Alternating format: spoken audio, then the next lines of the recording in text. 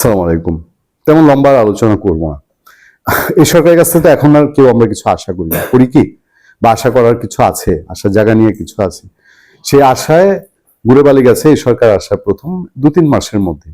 মানে যে বিশাল আশার পাহাড় তৈরি হয়েছিল, তারপরে আর উল্লেখ করার মতন কোনো কিছুই আমরা দেখতে পাই না।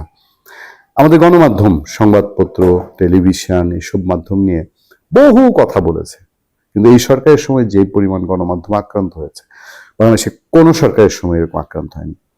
এই সরকারের সময় গণমাধ্যমকে যেভাবে নিয়ন্ত্রণ করা হয়েছে, বাংলাদেশে কোনো সরকারের সময় এটা করা হয়নি। শুধু আপনারা যদি গণমাধ্যম আক্রান্ত বলেন, প্রথম আলো, ডেইলি স্টার না, আমার সাবেক কর্মক্ষেত্রে এটিএন নিউজটাকে জ্বালিয়ে চৌচির করে দেওয়া হয়েছিল।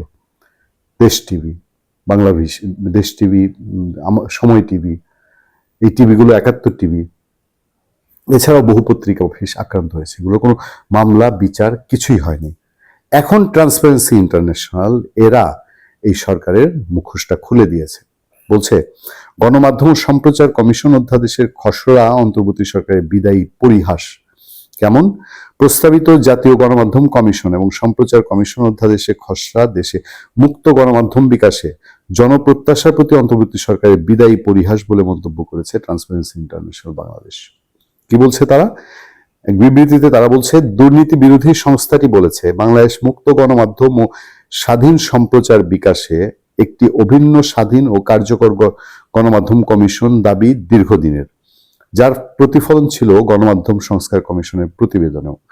কিন্তু প্রতিবেদন হস্তান্তরের দীর্ঘ ১০ মাসের বেশি সময় ধরে এর সুপারিশ বাস্তবায়নে সম্পূর্ণ নির্বিকার থাকা অন্তর্বর্তী সরকার তার মেয়াদের শেষ মুহূর্তে এসে কমিশনের নামে দুটি নতুন সরকারি সংস্থা প্রতিষ্ঠার উদ্দেশ্যে জাতীয় গণমাধ্যম কমিশন ও সম্প্রচার কমিশন অধ্যাদেশে যে দুটি খসড়া প্রকাশ করেছে, তাতে গভীর হতাশা ও ক্ষোভ প্রকাশ করছে টিআইবি। কেন?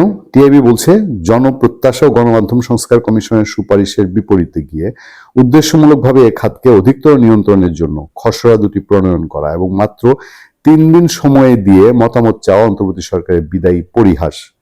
একই সঙ্গে শুরু থেকে প্রায় সব ক্ষেত্রে অন্তর্বর্তী সরকারের নিরবিচ্ছিন্ন গোপনীয়তার চর্চা ও রাষ্ট্র সংস্কারের নামে সরকারের একাংশের সংস্কার পরিপন্থী অন্তর্ঘাতমূলক অপতৎপরতার উদাহরণ হিসেবে এটিকে উল্লেখ করেছে সংস্থাটি।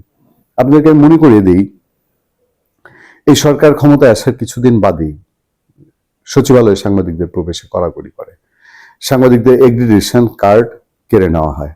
তারা তাদের মতো করে তাদের লালবদর যে বাহিনী আছে, লালবদর সাংবাদিক বাহিনী আছে, আমাদের এক শ্রেণীর লালবদর সাংবাদিক বাহিনী তৈরি হয়েছে এবং এরাও অন্যায় জড়িত হয়েছে।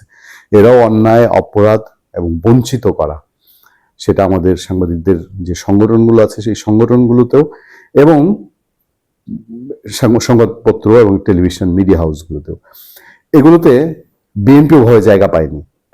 এটা খুবই একটা বাংলাদেশের সাংঘাতিক জায়গা যে বিএনপি, জামাতে ইসলামী এবং এই সরকার তারা চেয়েছে মিডিয়া হাউসগুলো দখল করতে, বাট বিএনপি জায়গা একটু পিছিয়ে আছে। বিএনপি চেয়ে জামাতে ইসলাম বেশি নিয়ন্ত্রণ নিয়েছে মিডিয়া হাউসগুলো।